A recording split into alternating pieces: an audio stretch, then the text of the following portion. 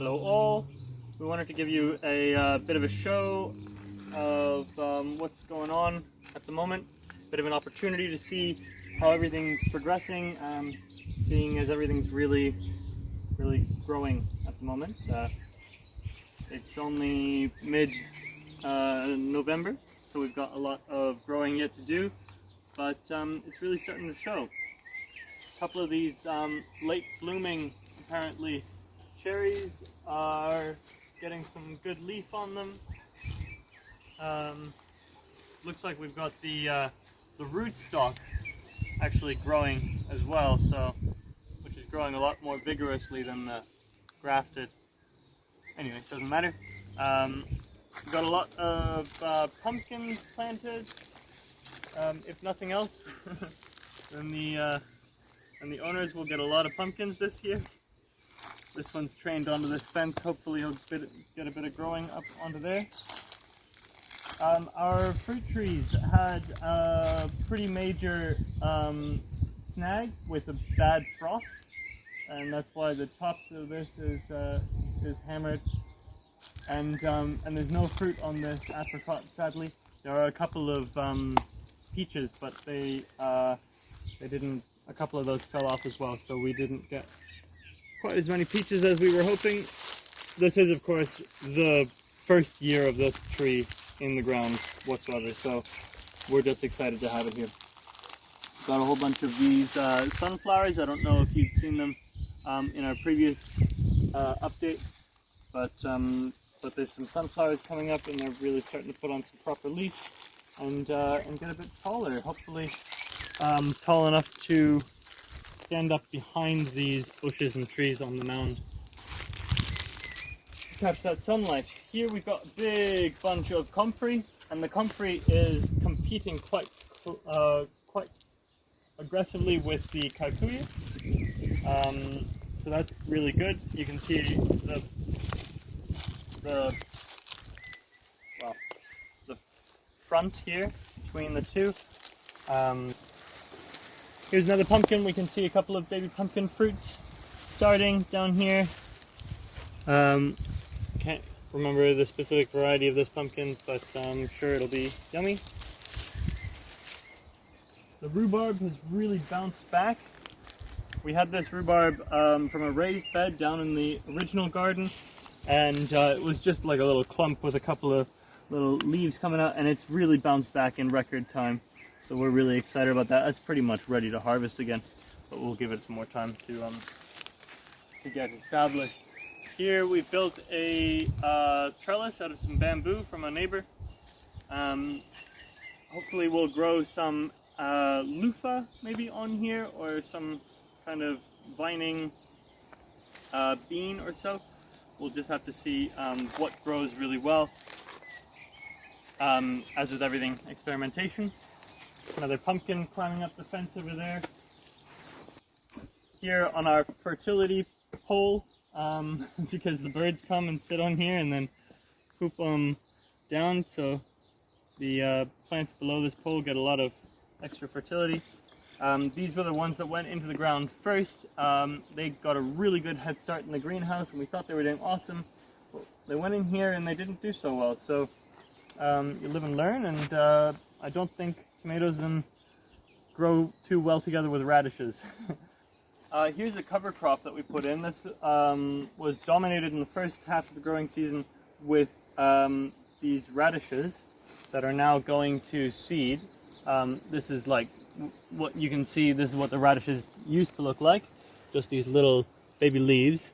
And now the phacelia is really starting to come out, and the bees, as this bee can illustrate very well, are loving these purple flowers, and so are we.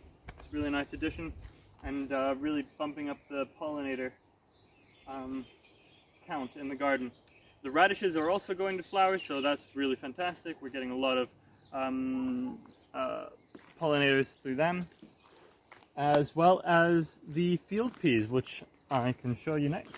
So the field peas here, we've got just copious amounts of peas growing. They didn't get any kind of fertilizer, any watering, anything. We just had a really great growing season, and they're putting on some serious pea.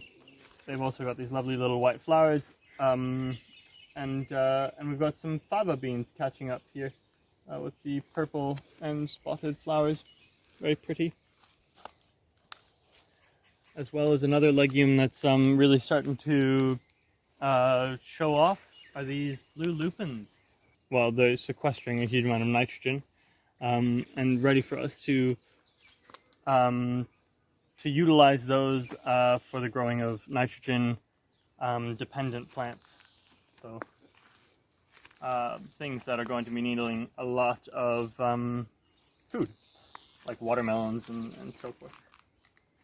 The strawberry patch is doing really well. We gave it a little bit of a clean out today. We've got this netting over it to keep the birds off, because we noticed that they were really liking the strawberries, and we just felt like well, we wanted to keep them for the little girl that lives here, as she adores the strawberries. Here's that peach I was talking about. There's actually a rather sizable one here. Over on the other mound that you can see up above, there's some pumpkins and there's some cabbages here on the shady side of the mound. Here's some zucchinis, really starting to put on some growth. And our first and only cabbage head. Hopefully we'll get some more of those. I mean, just the amount of these peas, it's just fantastic to see and be able to come through and snack on as you're gardening. Here's the first bed that we really planted up. These are some spinaches we got. I mean, when you grow things, it's just crazy. Start with this tiny little thing, and I know it's cliche and I know everyone says it, but holy cow, they grow into these massive plants and it's fantastic. So you get this huge leafy spinach here, going to seed, but that's okay. We'll let him finish his life cycle, growing alongside all sorts of other stuff. So your lupin legume right next to a spring onion allium, which you think legumes and alliums don't go well together, but apparently they don't seem to mind too much. A calendula, some lettuces that have just recently been harvested, a cabbage, a New Zealand spinach that's kind of climbing out from underneath this cabbage. We have a tomato in there as well, actually, so we'll see how he does. We just have so many tomatoes, so many seedlings. I think the best thing about having a large amount of space is that you can trial lots and lots of seeds and just kind of let them grow.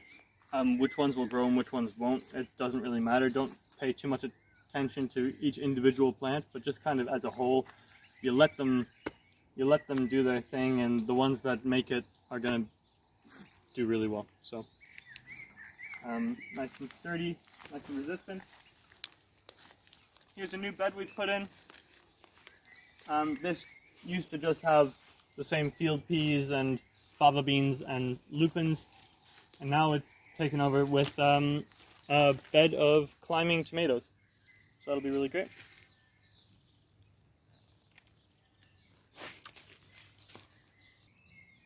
We've been trialing because we don't have any pots, or don't have many pots, and we're just running out of space in this tiny little garden. I'm joking, of course. But we thought we'd trial a couple of feed sacks with some well-aged horse manure in there to grow some plants in places that we might not be having fantastic soil. So they're on the edge of the swale, so it can grow up the fence, as well as these ones, which are rainbow blend, some kind of large beefsteak-esque variety of tomatoes.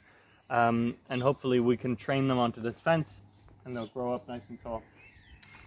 These have been side dressed with some well-aged horse manure, and they're also going in pretty much like the wind did the work for us. The wind blew all of these peas over. I think you can see these stalks, all the peas and legumes have fallen over onto the path over there, which is fantastic because now we can plant things right in the same root space, so that when we cut the legumes, the tomatoes will be able to go straight in there and acquire all of that free nitrogen, and we can let these peas grow, mature, and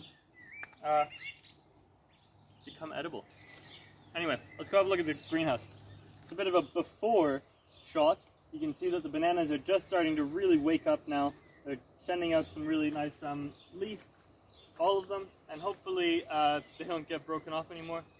We've also added some things to this, so we've got a little pumpkin growing here.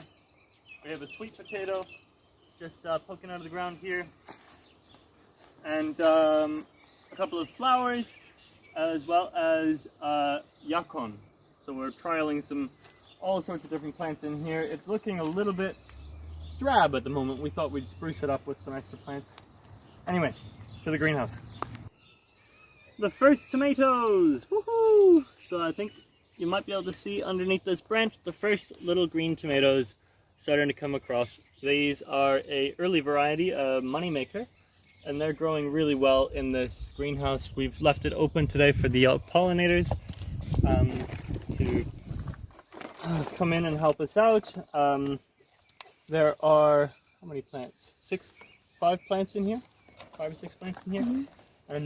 And they're growing really well alongside these calendulas that we've left in. A couple of bell peppers have recently been planted in. We've had a bit of casualties with the bell peppers. They had been eaten by something. We're thinking slugs. We also have some spring onions still in here. They can always be transplanted into the garden, or just left in here for a kind of a pest deterrent. Not that that's working too well. Or we can pull them with the root intact, cut the stem off, use that in the kitchen, and then plant it back in the ground and let it grow back from the bulb, as it were. We actually have a little bunch of grapes on these grape cuttings that we put in here as a bit of a experiment. They seem to have rooted well, and hopefully they'll be all right. These pumpkins are just going bananas in here. We really shouldn't leave them this long at all. We've pulled out lots of them already, but there's just more in here. These are spaghetti squash and buttercup pumpkins. We've tied these tomatoes up to the ceiling, or to the beam above. As Moneymaker is a climbing variety, so it likes to have that kind of support so it can grow nice and tall and stay off the ground, get some good airflow in here. As I've heard that tomatoes don't like that hot and humid environment in which fungi are an ever-present issue. Anyway, the potato crop is really coming along. I mean, it's just fantastic. You can come out in here and then watch it grow pretty much. It grows like crazy. We did the traditional kind of hilling up method. So 2 trenches, planting the potatoes in there, letting them grow up through a bit of mulch, and then when they've grown up tall enough, about 12 inches or whatever that is, pushing in the soil to hill them up so that the stems are covered and the lower leaves are covered with soil, which is supposed to stimulate tuber growth and give the plants, the potatoes, more space to produce tubers. We're also going to add extra mulch to this. I mean, this mulch bed is just incredible in here. This is a real lesson in soil building. So you can see there is a lot of mulch in here, and it just kind of gets everything that comes out of the greenhouse. So these broccoli stems and this hay, these manuka cuttings that didn't take, some guinea pig poo pellets, and all sorts of other stuff. We were growing a couple of seedlings in little pots. We noticed that nothing was touching the potatoes, so we thought, well, this must be a good place to grow other things as well.